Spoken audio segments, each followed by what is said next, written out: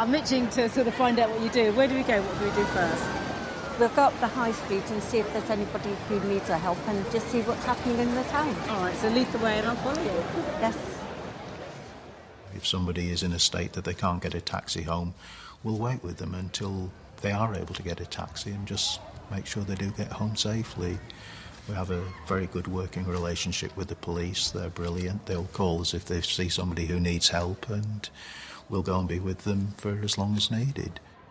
There's been a couple of times when it's been a vulnerable person along the streets that we know Robert went along, and we know that there's one nothing can happen to because we're out on the streets.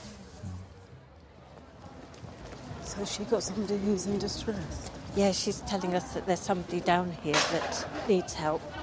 The thing that we can do is mention it to CCTV. Right. And they can observe. Well, what we're seeing at the moment is typically what the Street Angels have to deal with on a Saturday evening. We were just sort of talking in a crowd with some of the revellers, and a young lady came up to us and told us that we had to come down this lane because one of the guys in her group, he's actually had too much to drink. He's come out of the club and he's just passed out on the side of the street.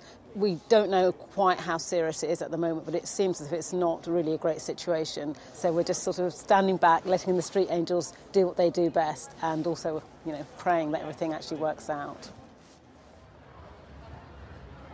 They're probably the only people that will actually stop to help, rather than if public were just walking past, they'll just be, it's just another drunk on the road. Yeah. They'll just carry on walking rather than actually stopping and being like, are you okay? Yeah, exactly. Which is what you need.